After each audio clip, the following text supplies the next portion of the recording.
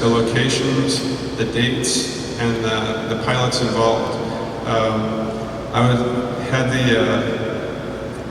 Had the interesting experience last night at 10 o'clock of finding that a whole team of historians had already done that. So I got to compare my information with theirs, and I'm happy to report I'm not completely wrong. The film starts with a troop train traveling through Belgium. Now, this doesn't seem like much, but from somebody with my interest, you look at the train and you try to figure out the location and the date. Coming up, you're going to see the train pass under a Roman aqueduct. At the time of this footage, because we know when he took it, there was only one aqueduct standing in Belgium, and that's at a place called Tielt. It's just outside of the main German air base at Markeby, so it helps us to not only date the film, but shows us precisely where the film was taken. That aqueduct right there was blown up about 2 weeks after this.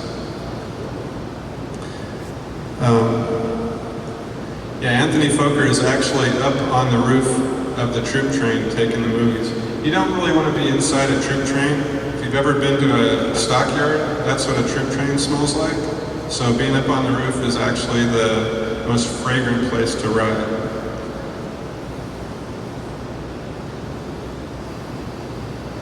Everybody's wondering what he's pointing at them, because nobody's seen a movie camera before. The red nose and the factory printed tail gives us an idea of exactly whose airplanes each of these are. I went through the books that Pam pulled aside for me upstairs, and I was able to tell that these are Jasta 6 stationed at Buseni in Belgium. These are typical frontline hangars for the German Air Force, canvas tents. Their other favorite was captured British hangars. Apparently those are the two types of hangars they used most often. The airmen that are going to be shown is Krebs, Kolmer, and Bachmann, but Turner and Overdrive weren't available. So, sorry.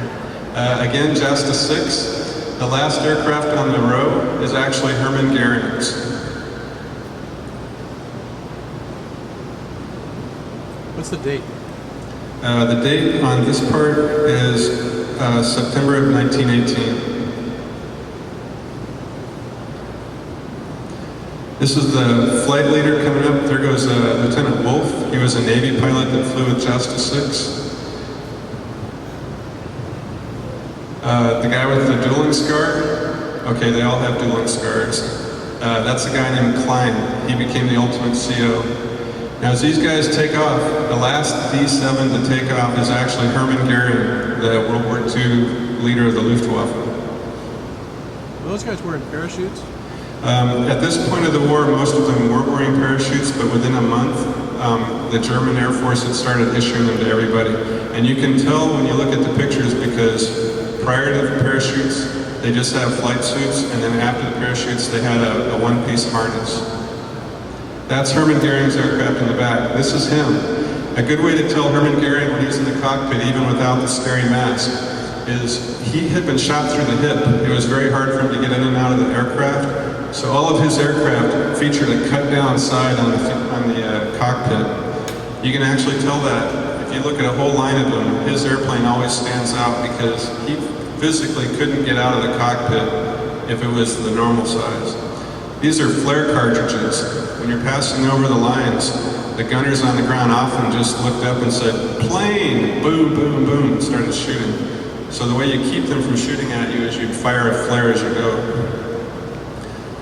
This is Paul Ballmer. He had 43 victories, including 3 in a day.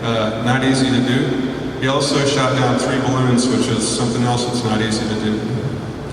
This is Joachim Wohl.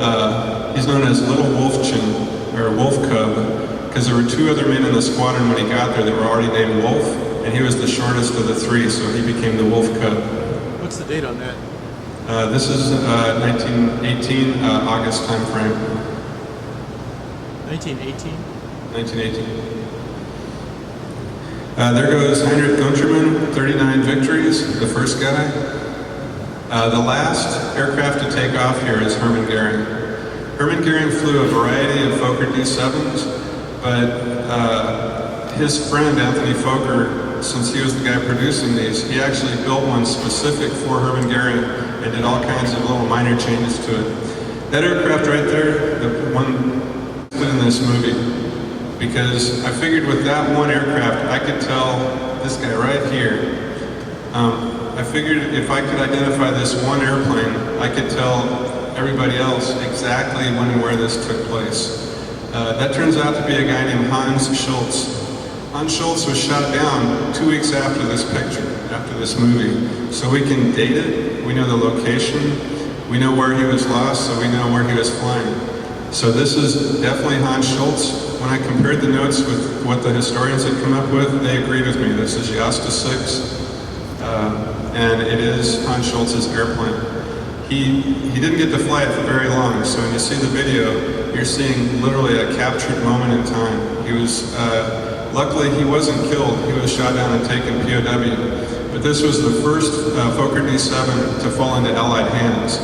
Before his airplane crashed on our side of the lines, we didn't really know what they were using. It was suddenly so much better. So this guy kind of gave up all the secrets of the Fokker D-7, a lot like Koga's Zero in World War II. Go ahead. What was the date on that? The date. Freeze it again.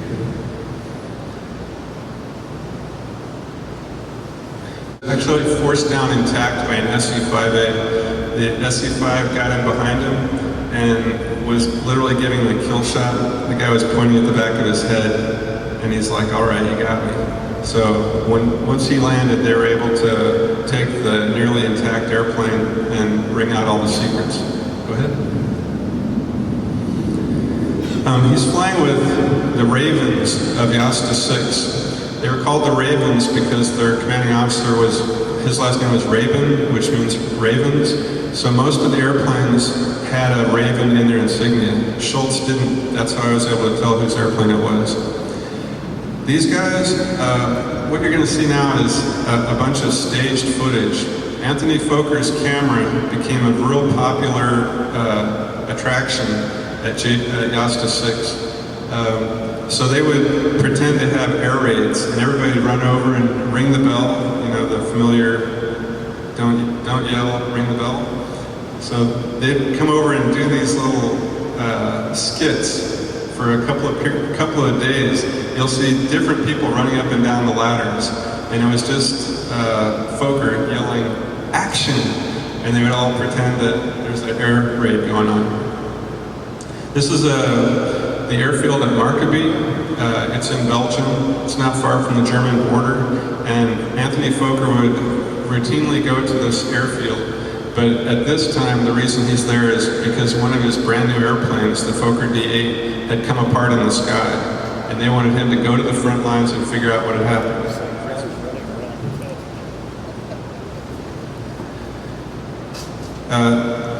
For Ron, that's August 1918. There's spotters. If you get a chance to look at this video on your own, there's spotters using rangefinders. That was the really long device that you saw them using. They also use regular binoculars and even trench binoculars. With trench binoculars, I don't know how you could angle them. They're not made to look up in the sky for airplanes, so I think that's just kind of for effect. Hey Gordon. Sir? Maybe you should mention to them what the performance of the airplanes were, how fast they went, how fast they climbed, and how quickly they got airplanes. It's pretty interesting. Most people don't know. Okay. When next we get to a Fokker D-7, I'll do that. Go ahead. So now that the alarm has been sounded at this fake air raid, they go ahead and pull out a few of the Fokker D-7s. All right, what you're seeing here, this is one of the most advanced aircraft of the First World War. If any of you remember the old movie, The Blue Max, anybody? All right, as a kid, that was one of my absolute favorite movies. In the movie, George Papard plays a kind of a stereotypical German pilot, 90% ego, 10% skill. He writes a couple checks that his butt can't cover, and at the end of the movie, he ends up dying in a top secret German plane. This is that German plane. This is the Fokker D.VIII. Most people, when you think of a World War I airplane, you think of a biplane. About half of the planes that flew in World War I were not biplanes. They were either monoplanes or triplanes. This was one of the Parasol airplanes. There's many different kinds of Parasol airplanes that flew during the war, but this was the fastest one. It could do almost 200 miles an hour in an era when most of them were flying at about the 120 to 140 mile an hour. Problem is, it would be doing 200 miles an hour toward the ground after the wing tore off. So, at a given point in August of 1918, they'd already sent the first couple of these things out into the frontline duty stations to have them evaluated. After they crashed and killed their pilots, the German Air Force put the stop on it and said, we want you, Anthony Fokker, to go to the front, interview the pilots, figure out what's happening. They had a full-blown accident investigation, which is something you don't typically do in the middle of a war, but they had the luxury of having the designer available to them, so they sent him out there to figure it out. This is an interesting picture. He had all the reports that the wing was weak and it kept tearing off. He wanted to prove to the general staff that wasn't the case. So he had all the pilots of Jasta 6 climb up on top of the wing and stand on it to prove that it was a strong airplane. Most of us have seen World War II pictures where they'll have some kind of a bomber and they'll have all the people in the unit stand on the top wing. Well, this is Fokker doing it for the first time back in 1918. Which engine did it? Yeah, it's wooden fabric, so he obviously told them where to stand or else their feet would punch through. Freeze it. This man to the right, this guy, Lieutenant Ulrich, he's the CEO of Jasta 6. He was the last guy to earn the Blue Max during the war. So even though he was the commanding officer of a group of aces, if you look, there's no gong around his neck. So he didn't have the medal that everybody else in his unit had. It's kind of interesting because they made sure that with 2 weeks to go in the war, they packaged one up in an envelope and shipped it to him. It's like, quick, there, you can have one. You're part of the club. Very nice guy, had 27 victories. He was a very appreciated commanding officer. His men all loved him. Go ahead. Interesting to me is the difference in uniforms. One of the things about the German Air Force is even though they had their own uniforms, they didn't enforce any kind of doctrine about you have to wear our uniform. So if you had formerly been a cavalry officer like the Red Baron, he would wear his cavalry officer uniform when he was on the ground. Hermann Goring was Army, so he'd wear an Army officer. But they also had Navy pilots that would come and fly in these frontline German Air Force squadrons, and they would all wear their Navy uniforms. So it's typical when you see a lineup picture like this, you see every uniform that the Germans issued. It's not just even one service suit. And that carried over into personal markings. It was quite common for an airplane driver to keep the insignia of his former unit.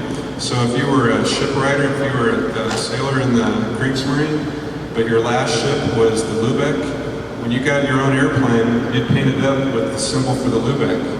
And they would do this across the whole German Air Force. So you can, when you look at an insignia on the side of a German airplane, you can often tell what unit the pilot formerly had been in.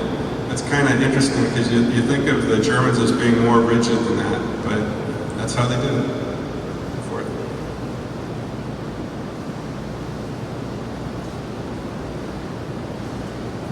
Okay, this next video, everybody's favorite pompous World War II leader. The guy in the front coming toward you in the out of focus part, that's Hermann Goering, back when he was a World War I fighter pilot. This is Jasta 26 and pilots from his Jagdgeschwader. Hermann Goering on the left, wearing his poorly Merite. That's Anthony Fokker in the middle. and that's Hermann Goering's mentor, Bruno Loerzer. Bruno made it into World War II. He actually didn't die until 1960. It's interesting in the picture, they both have the Pour le Merite, the Blue Max, Germany's highest award. Now the way they got that is first Bruno got it, then Hermann went to Bruno and said, "Get me that medal." So when he was at his investiture at the ceremony where he was given his award, he said, "By the way, my friend Hermann, he should have it too." So throughout the rest of the war and all the way through the Second World War, these two guys just tied their fates together. It turned out later that Bruno didn't really like Hermann, or he was doing a little post-war rewriting of history, one or the other. But it's interesting because this picture positively dates it as August of 1918 when they both had the award. What they're doing right here, just let it roll. They're just kind of hamming it up for the camera, but somebody off camera is asking them about his stick. Freeze it. Most people are familiar with World War I victory sticks. A German pilot would actually inscribe the date in a ring for each of his victories. And you could tell how good of a pilot he was by how many of those rings he had on his stick. This is different. This is like a Squadron Commodore stick. If you were in charge of an entire fighter wing, what they would do is give you this stick, and the inscription on it was for each of the squadrons that you commanded underneath the ball, which is inscribed with Jagdgeschwader 1, Fighter Wing 1. What he's doing, Hermann led Fighter Wing 1, Bruno led Fighter Wing 3. Each of them had about 6 squadrons underneath of them, and most of us are more familiar with the term the Flying Circus. The Flying Circus was Fighter Wing 1. It was Manfred von Richtofen's unit. He's the one that first assembled it. He figured out early on that if you keep sending little squadrons of 6 airplanes out at a time, if you meet a British unit and they have 24, your 6 are going to get shot down. So he decided, I'm going to put together a big ball of fighters, and we're just going to move around the battlefield all together and wipe out anything in front of us. That was his concept. That was the fighter wing. This is after von Richthofen's death. The film jumps around a lot because the people who reassembled it in 1919, all they had was a big pile of very short clips of films. So they tried to assemble it in a way that made sense to them. But this is an example of how far out of order it is. This is very late in the war, August of 1918. And he's showing off the stick, and the stick has 3 emblems on it. We can't make out the emblems, but we have clear pictures of it up in the library and books. And this actually has Richtofen's name, then the second commander. He only was commander of the wing for a couple of weeks before he got killed in a flying accident. And the third emblem has Hermann Goering's name. This is his proudest possession, and he kept it all through World War II until we took care of that. So this is the 2 best friends and Anthony Fokker. Go ahead.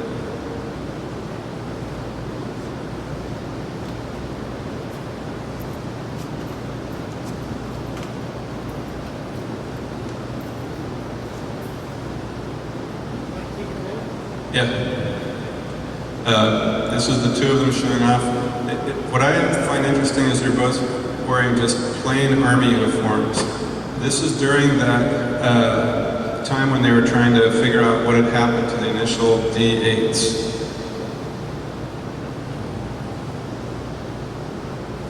What's the ribbon thing? The ribbon is Iron Cross First Class.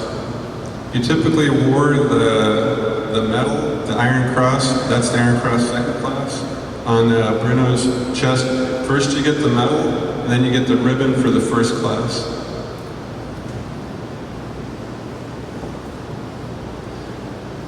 This is a field Webel, which is a sergeant, but he was a his name is Schubert, and Schubert was considered a technical expert. Even though he's only a sergeant, He was considered one of the more intelligent people in the squadron, and you take all of your problems to him. Nice dueling scar. That's Joseph's mine. About 2/3 of the pilots in this squadron all had dueling scars, so you don't have to wonder what they did in their off hours.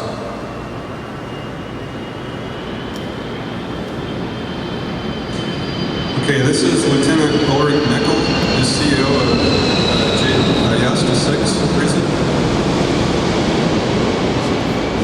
Remember, he's the last guy to get the Blue Max. He's standing in front of one of those top secret Fokker D.VIIs, one of the Parasols that the people in the West called the Razor. It was a very deadly airplane for people who flew it as well as people who were up against it. But that tells us exactly when this took place. He's smoking in front of an airplane. If there's any maintenance types in here, you know how we feel about that.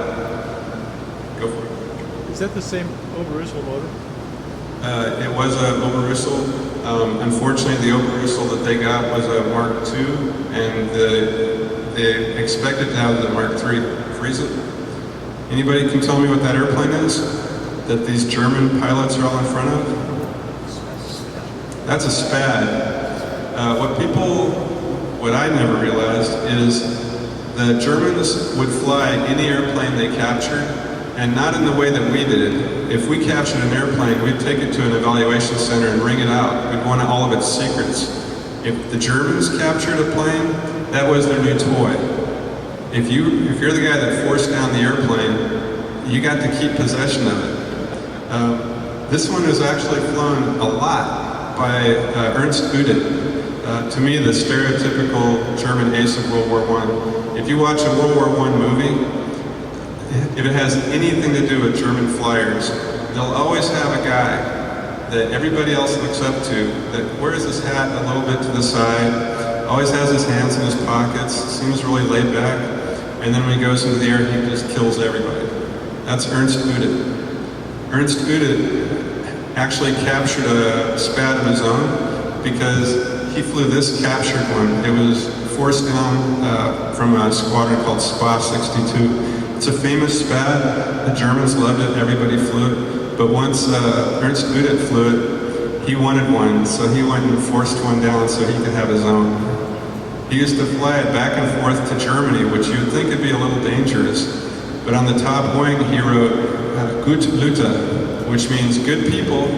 It means don't shoot. If you're up behind me and you can read German, clearly I'm not a bad guy. So he would fly his all-white Spad all over the place. He came to the U.S. after World War I. At one of these presentations I gave a long time ago, somebody in the audience had actually seen him flying at Long Beach in 1938. He came over here and did air shows after the war, and everybody loved him. He's the enemy. He's the bad guy. But when he got over here with his cap over to the side and his hands in his pockets, everybody's like, oh, he's a good guy to be around. So this is an airplane he flew, but almost everybody in Jasta 6 and Jasta 26, they all flew this thing. Go ahead. The date on that? Pet Spad, exactly. The date on that one? The date on that. It was captured on the 10th of August, 1918. Is that Fokker there that you were talking to? Yeah. A lot of times in the footage you're going to see Anthony Fokker. He's always nattily dressed. He must have had his own tailor.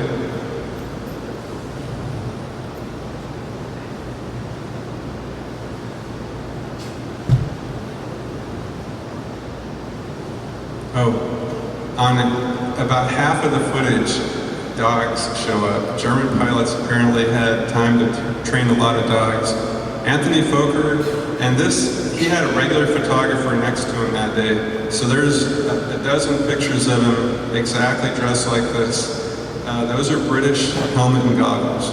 So he was another one of the guys that loved to wear captured enemy equipment.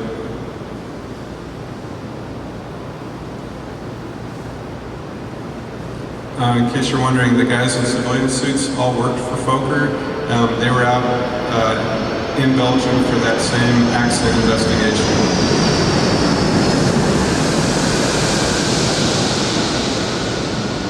This is Hermann Goring at his frontline headquarters. It's a short clip and then it cuts away. This is back when he was considerably thinner. That's about half the man that served in World War II. This is the church at Markebeek in Belgium. The British 12th Division, go ahead and freeze it. The British 12th Division, with a very understrength group of soldiers, was ordered to hold this little area. The Germans figured out that there were only about 400 troops in front of them, supported by 2 tanks. They hit it with every piece of artillery within a 12-mile stretch. They just blasted the British out of their way. Go ahead. Which leads us to something very interesting. The next thing that comes up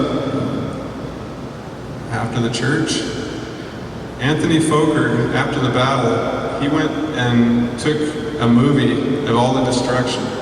This is what a rolling barrage of German artillery does to a little town. The location and the date is Lateau Wood on the 20th of November 1917. Freeze it. The reason we can figure out the exact date and the exact place, tank 2732. On the front there's another serial that says C-41. This is one of the most famous British tanks of the war because it was blown up, and this is the first one that the Germans hauled back to Germany. They actually hauled it in front of the Kaiser and said, look what these people have. So they took this war trophy all the way home. But this is the day after it got blown up, so we know exactly when the date is. Roll. It's one of those field trips that I would have loved to take part in. Anthony Fokker, all of the Jasta 6, 10, Fighter Wing 1, all of the pilots got into cars and drove to the battle site. They pushed the British so far back that they were all able to go and play on the tank to see what it was all about. Because the Germans at the time didn't really have an opposite number for this. They had a rolling artillery gun that was encased. It was, you could call it a tank, but this was a fully functional World War I tank. And it was the first one these pilots had ever seen. So if you look, Anthony Fokker keeps poking his head out of various hatches. He played all over this thing and wanted to make sure he got good footage of himself. They blew the crap out of this tank. One whole side, the other sponson was almost blown off. Again, that was the rolling barrage. It was on the road, and they started blowing up the town in front of it. So he tried to get off the road and got caught here. Blew off the tread, took off most of the sponson, and killed the crew. C-51, so that's what gives us the date on this.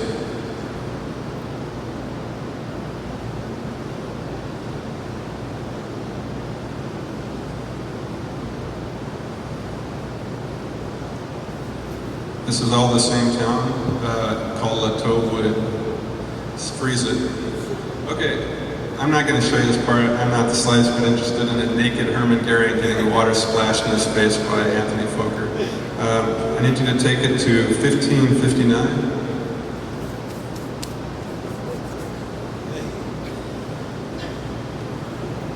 That's good. Okay, freeze it. Sorry, for those of you that want to see a naked Hermann Goering, feel free to download the movie and go look. I'm not interested. Okay, this is called Bernese Flugplatz. Go ahead and roll it. This is a typical frontline German airfield. The first thing you notice is British missile cuts. This was a British Air Force, Royal Flying Corps base.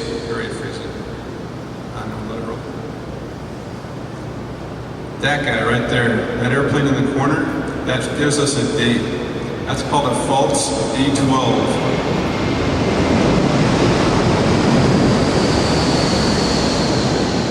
Yeah, he said it. Where's the real D-12 if that's the false? False was a competitor for Anthony Fokker. They actually played a lot off each other. Fokker and Schultz were two aircraft designers that would often take each other's designs and evaluate it and incorporate pieces that they thought worked really well into their own designs. This one, you can tell what Fokker did with it. He didn't fly it, he just took it apart to see what neat gadgets were on it. This is before the faults was actually sent to frontline service. They sent 1 or 2 to each of the fighter wings so they could all check it out. Fokker says, no, you have all my new toys, you don't need to fly that. So all they did was tear it apart to look inside. But it gives us a date. It arrived for evaluation in July of 1918. It made squadron service in September, but we know because this is the torn apart one that this is early in July. Roll it. More British Nissan huts.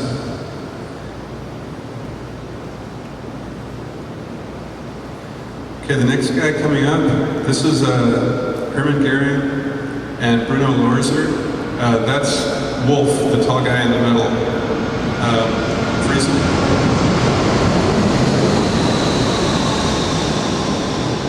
This is a Blue Max investiture ceremony.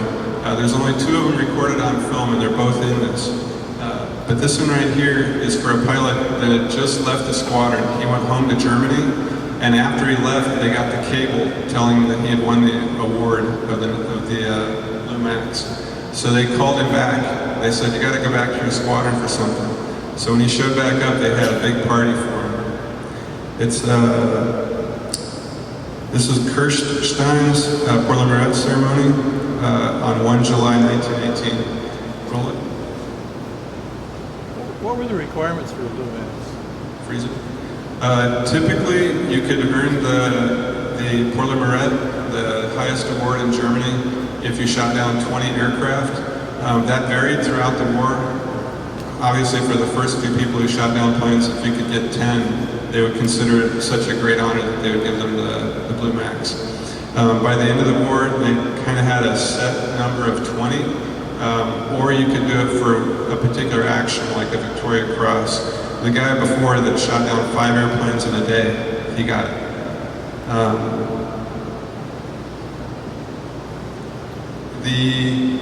Go ahead and roll it. Who's that guy? Oh, that's Nosferatu. Most of you have seen his other movie. I mean, that looks exactly like it. I like it. This is a mix of uniforms, but almost everybody in this picture has a standard German uniform. They've been called back to Berlin, and that's Bruno Loerzer.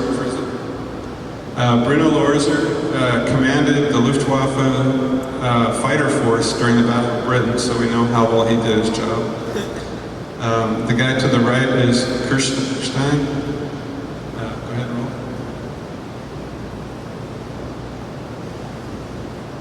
Tall guy's name is Urkel, not to be confused with Steve Urkel.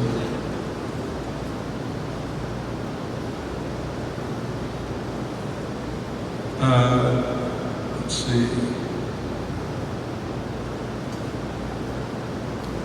I can't pick him out. In this group is Lothar von Richtofen, Manfred's brother. I think he's on the other side over there, but he's recovering from wounds. There he is. Freeze it. So this is Manfred von Richthofen's little brother. This is how tall Manfred was. So the little brother was about a head taller, but he'd been shot down and pretty badly banged up the month before this. Again, that helps us date the film.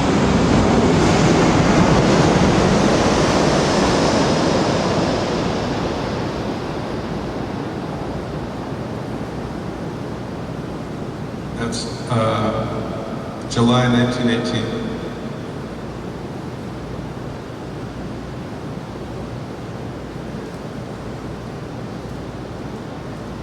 I don't think they're actually looking at anything. That's Fokker saying, hey, pretend there's a plane flying over.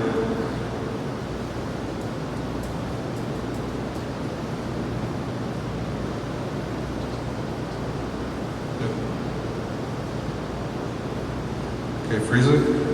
This is more of Kirstein's investiture ceremony. That's one of the Kaiser's daughters. It took me until last night when I found the notations that says who was present at this. It tells us also where it's located. It was filmed at Adlershof, Germany, which is just outside of Berlin. I promise, it's about to get more exciting.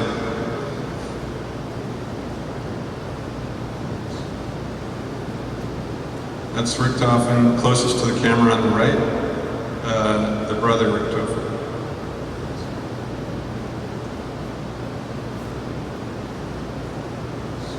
There's Hermann Goring looking at the camera. Bruno Loerzer, Fritz. Anybody know what that airplane is? I didn't. Fokker D6. A D6. Okay, when you have the Fokker DR1, you have a triplane. Everybody knows what that one looks like. A lot of us know what a Fokker D7 looks like. It's an inline engine. Very pronounced ailerons, so it's an easy to identify airplane. This is very different. This is an airplane that has characteristics of both. Anthony Fokker actually took the fuselage of a Fokker triplane and the wings of a D7 and mated them together with an even more powerful engine. What he came up with was a world beater. It was one of the fastest airplanes of the war. The Germans had to decide how many airplane types they were going to build, and the D6 lost out just to numbers. They decided to go with the D7. The D7 supposedly could take an average pilot and turn him into an exceptional pilot. And when you have an airplane like that, and most of your pilots are young and inexperienced, that's the plane you're going to go with. Any plane that retains any Fokker triplane characteristics, that's a way to get rid of all of your ensigns and lieutenants, because only the best pilots could fly that. This is at the fighter trials. This is where they were actually deciding what airplanes they were going to build at the end of the war. So this is the equivalent of a German X-plane. Who's flying? Don't know who's piloting that one. It is capable of 200 kilometers per hour, about 15 kilometers an hour faster than the Fokker D7, which actually went into production. So it's one of the few times I can think of where they went with a slower airplane for a frontline fighter. If you notice, he just about elevates right out of the frame. It's got exceptional climb capabilities.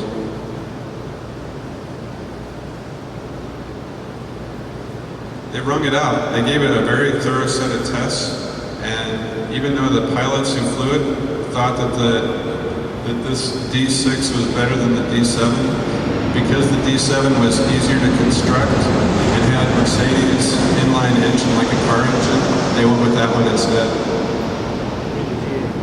What was the engine in this? What was the engine? Called a Remag.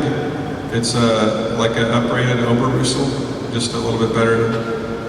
But once they got the Remag, they kept getting different versions delivered by the factory, so they couldn't go with it. So if you look, this really does have a lot of Fokker triplane characteristics.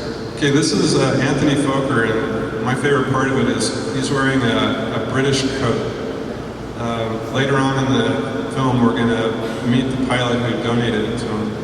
Fritz, my favorite pilot of all time. This is Werner Voss. The way I can tell that even with the grainy video is it's F1. That's the original Fokker triplane. It's not the DR1 that most people are familiar with. They actually came up with a prototype, and they built 4 of them. They sent them straight to the front lines and said, your best aces, give these a try. At the time, they considered Werner Voss to be every bit as good as the Red Baron, and he lived up to it. He had almost as many victories. He also died in combat like the Red Baron. What he did differently is, on the day that he passed away,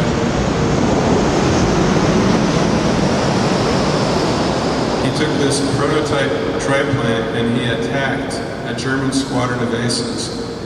The German squadron of aces didn't attack him, he went and attacked them. Or British, I'm sorry.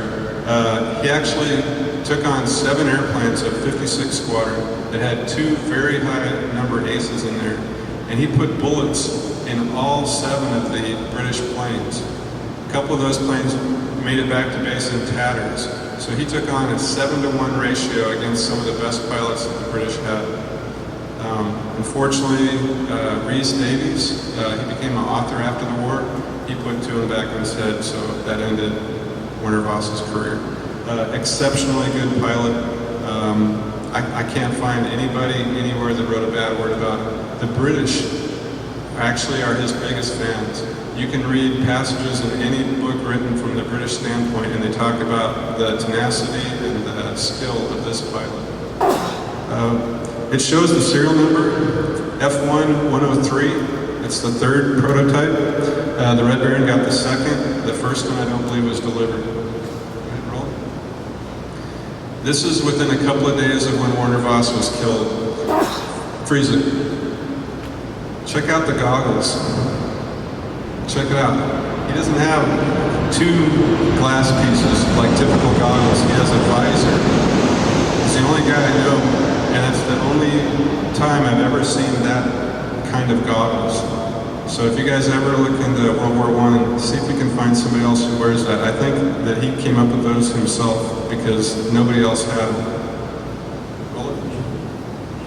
Yeah, Geordie LaForge in Star Trek, but that was considerably later. Freeze it. Pretty sure that this is all staged.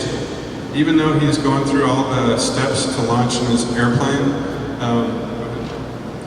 at one point he gives them the out signal that you normally give for your chocks, but the airplane isn't even running, so it's kind of staged. Anthony Fokker liked doing that, and now he's staging getting out of the airplane. So this took place about 10 seconds after the film you just saw. I like it. He's wearing a standard German uniform. He doesn't bother with that Ulan tunic that's so favored by everybody else. He's also not wearing any of his badges, not even his pilot's badge, none of his awards or ribbons. A lot of the German pilots would leave that stuff on the ground because they figured if I'm in a flaming hole somewhere, my family doesn't want to get back my burnt, blackened medals. So they would leave everything in a box to be shipped home if they didn't make it back. Anthony Fokker in yet another killer suit. What's the date? Oh yeah, you gotta talk about the design. Werner Voss was famous for the design that he put. You could always tell when you were facing him because on the front of his airplane, he painted eyes and a little fancy German mustache. So when you see this guy coming at you, you didn't have to wonder if you were facing an ace, you knew you were facing Voss. It'd be a good time to turn around and try to land. What's the date on that? 1 second.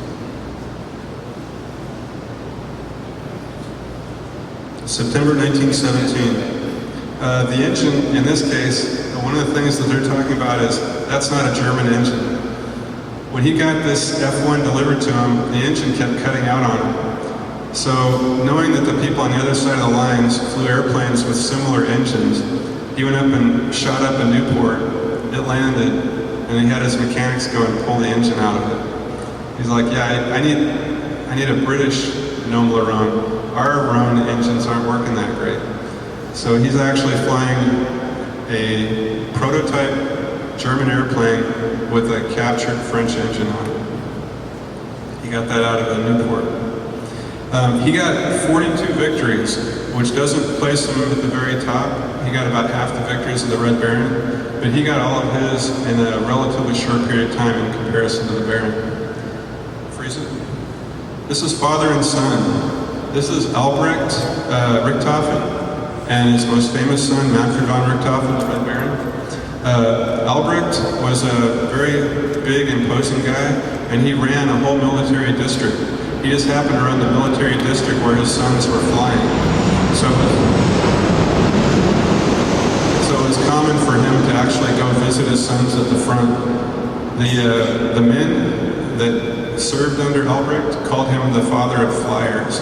I'm sure in German it sounds more elegant, but he produced two very high-ranked aces during the war, so it was probably a name he felt some honor to. Thanks. Yeah. Fliegerflyer. Oh, freeze it. The interesting thing that you can't, yeah, it's a facepalm, classic facepalm. If you look right here behind the Baron's ear, you see a black strap. He'd been shot in the head 2 months earlier in July 1917. That helps fix the date. This was taken in the first day or two of September 1918, he was still flying. He was still trying to function, even though he had been shot in the back of the head and temporarily blinded. He landed his airplane by feel when he had lost most of his vision. The German pilot that clipped him didn't put any other bullets in the airplane. His Albatross was undamaged, but it knocked him in the head so hard that he couldn't see. So when he realized, I'm awake and I'm blind and I'm still in a fighter plane over the front, he brought the throttle back to idle, and then he turned it all the way off. And as he descended, he waited until he could hear the wind through the trees below him when he was only about 40 feet up. Then he put the engine back on, got himself a little bit more speed, turned it off again. The second time he could hear wind going through grass. He knew he was over a field. So he chopped the throttle and dumped it as hard as he could without standing on its nose. And he actually got a little bit of his vision back at the last minute, and it was just enough to make a controlled crash. So this is right after that. He's still at the front. He's gone into the hospital, come back out, they patched him up. For the rest of the war, he wore a bandage on the back of his head because the wound didn't close. It was such a big gash. The bullet just clipped right past him and took out all the meat, so it was just bare skull back there. So what you're seeing here is those typically, how many of you have worn military caps? Real comfortable, aren't they? Try putting it on over a bullet wound. So, go ahead. So he's here meeting with his father. His father came to check on him. Now, all the pilots,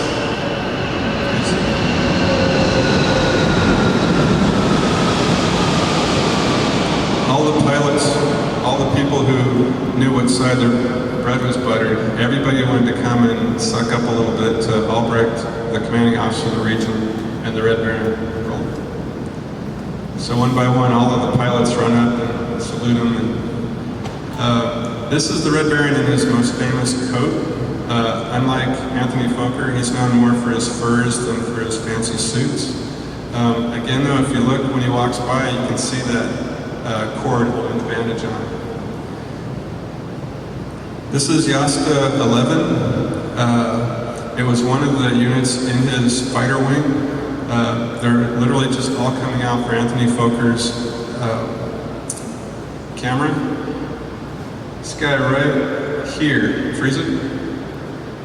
It's not a German. He's a Venezuelan. His name was Carlos Meyer. His last name is Baldo. But in all the books that you read about World War I German pilots, they mention that Karl Meyer, and that's him. It's a Venezuelan, but they didn't want to give away that he wasn't actually a German. So he spoke German perfectly fluently. Everybody considered him a German, but he came from Venezuela. What's the date on that one? Let's see, 6 July 1917. He was a combat pilot. He got a couple victories. He's more famous for training dogs. Red Baron right in front. He's wearing his cap a little bit high on his head to clear the bandage.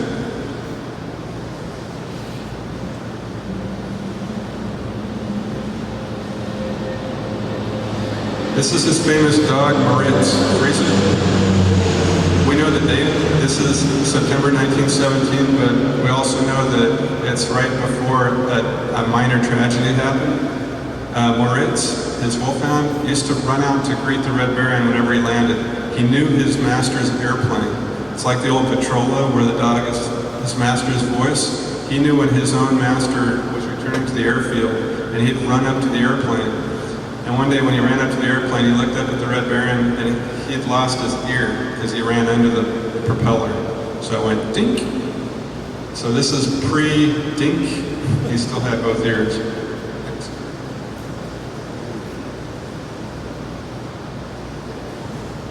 Yeah. You can see the bandage strap.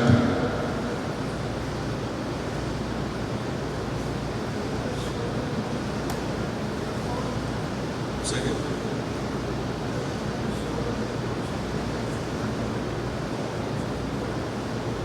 Second. Was the Venezuelan in the German Air Force? Yes, he did join the Air Corps, and he flew in 3 different Jastas.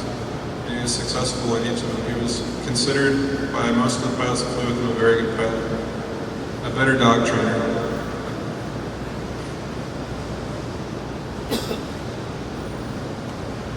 That's him in the center. That's their pet Venezuelan. This one shows he had just come out freezing. This is the Red Baron right after he had gotten out of the hospital. They'd shaved his head to do the operation to try to pin his head back together. And they have a patch bandage, but when he flew, he had a pad, because it never stopped bleeding the rest of the war. It actually, yeah, it's pretty close to the top of the head on the left back side. As a person who's had a head injury, one of the things that I noticed after getting knocked out really good was my personality changed a little.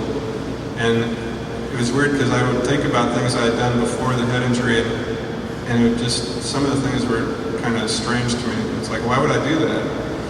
He had written a book called The Red Air Flyer, and he read the book while he was in the hospital. He went through it, and his comments about it were, I'm not that guy. He said, I'm not that arrogant. So it affected him on every level. He didn't fly the same. The people who flew with him said that he was a completely different tactician. He did things differently after he got shot down. Sir?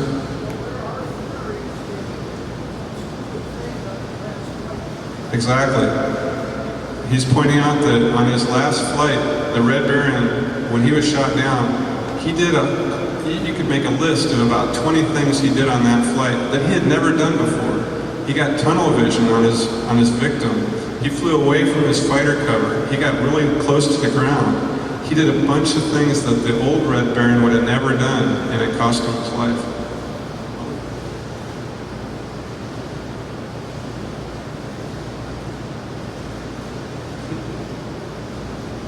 This is Moritz.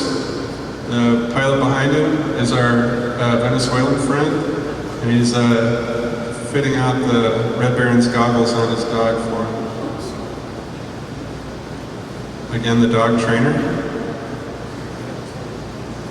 I'm sure Moritz appreciates this. Most dogs like having goggles and helmets put on. Okay, freeze. A little bit more.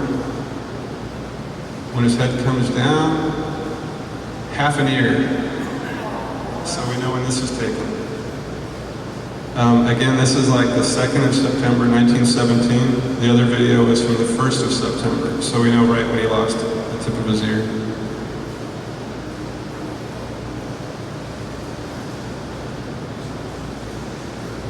More dogs. These are all the pilots from Jasta 11. These men had fought together since 1916. The survivors had been together for almost 2 years of air combat. They spent most of their time training dogs. The last time he was shot down was in April 1918. This is from September. He was shot down, this is the second time he was shot down. That was in July 6th of 1917. He was shot down. He was in the hospital for a month and a half. Fell in love with his nurse. That's standard procedure, I think. And then he got out, tried to fly again at his old squadron. That's when these videos are taken. And he just didn't have it. The people flying with him said, "You're not right in the head yet," literally. So they sent him home. He was ordered by the high command, get out of combat, go home, heal. But he didn't take long enough to heal. No, in July, 6th July, 1917. In the following April, he was shot down and killed.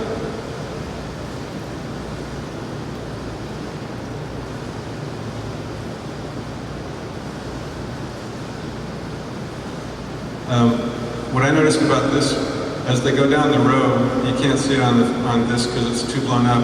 Every one of these pilots have dueling scars. Every one. That one's got the most noticeable, so he probably didn't duel very well.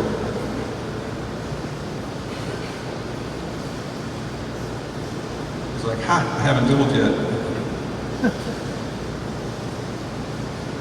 Some of them are wearing German goggles, some are wearing British goggles.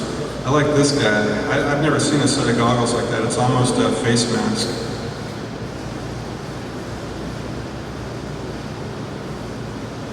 You know when and where that was? You know when and where that one was? No, all I've got is that it's Jasta 11 pilots. Okay, for the second film, this is much shorter. I promise you it's more exciting. He didn't do these videos broken up like this. It was actually about 60 pieces of film. And in 1919, the people at this educational film center tried to assemble them all as well as they could. And they just, as you can tell, they jump around quite a bit. They go from 1917 to 18 and back and forth.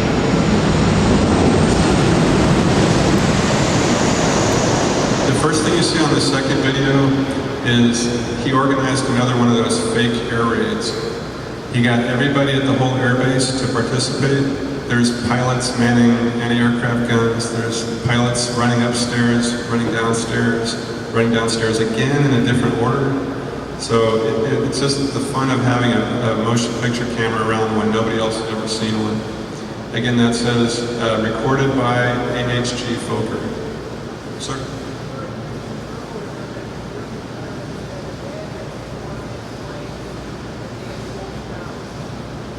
Say again?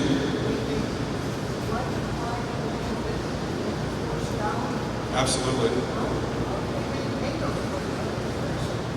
They couldn't. A lot of times when they captured a plane and they flew it, they would fly it until it broke. And once it broke, they'd turn it over to the Air Force and say, here, I captured it.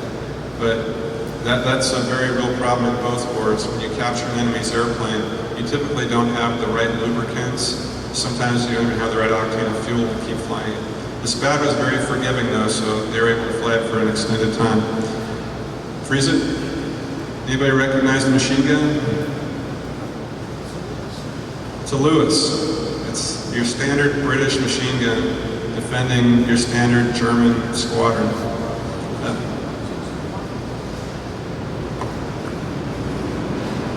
These are all pilots, something you would rarely ever see, never see. It's a bunch of pilots standing duty as lookouts. That's something you have the private do, not the lieutenant. So this is a whole bunch of Jasta 26 pilots that are all mugging for the camera. If you look, that Lewis is barely set. I don't think you could fire that Lewis without it coming off in your hands. But he's going to pretend. These are trench binoculars, and then behind him, that long tube is a rangefinder. It helps you use parallax, so you have two different lenses looking up at a target, and literally all you do is put the pip on the target, and the two lenses will figure out what the distance is above you.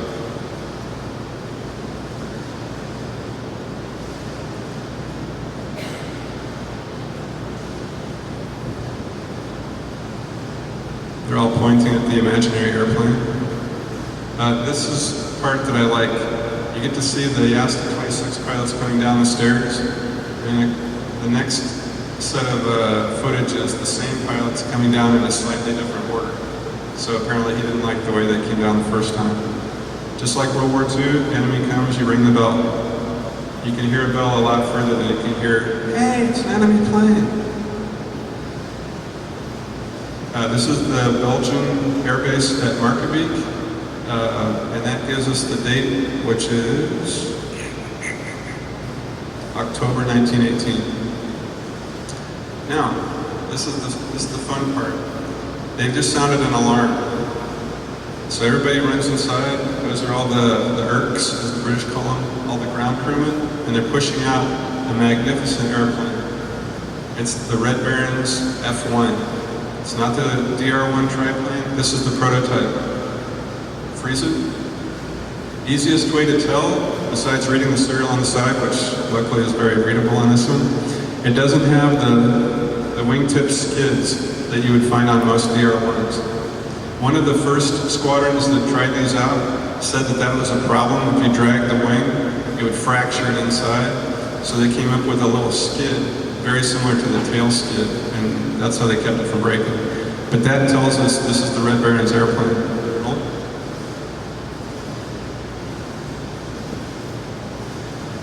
Okay, if you look, there's flight gear on that outer wing panel on the bottom. That's his flying suit. He wore a full flying suit.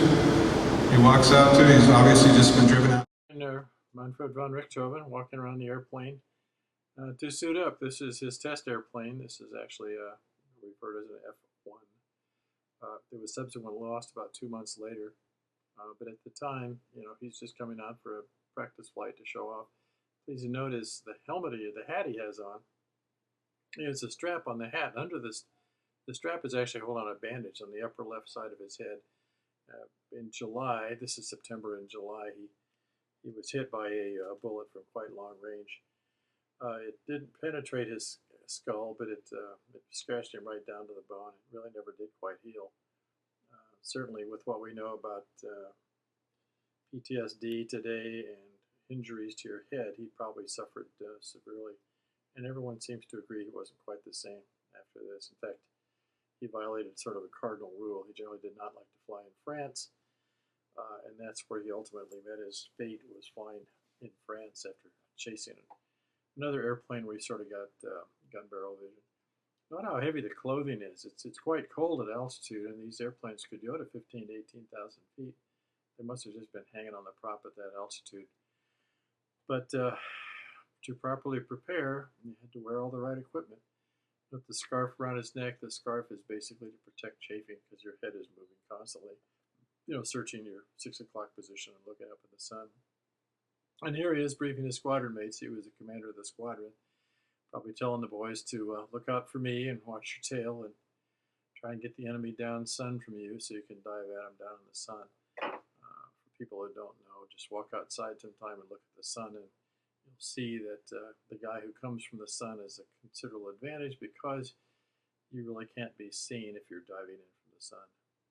I'm sure this actually looks like a different day because it looks quite a bit colder. But this is probably early September 1917.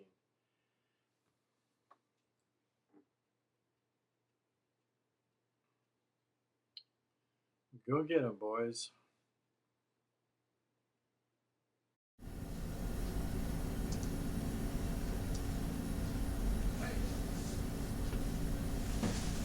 We just jump around? It does. It jumps around. Okay. Now we're back to watching the Red Baron take off. He's flying with Fighter Wing 1. Here they're priming the cylinders on this Nomlaron. It's interesting. You can just push the valve open. The springs are so solid. Must not have been much of a spring to it. It's not downstairs either.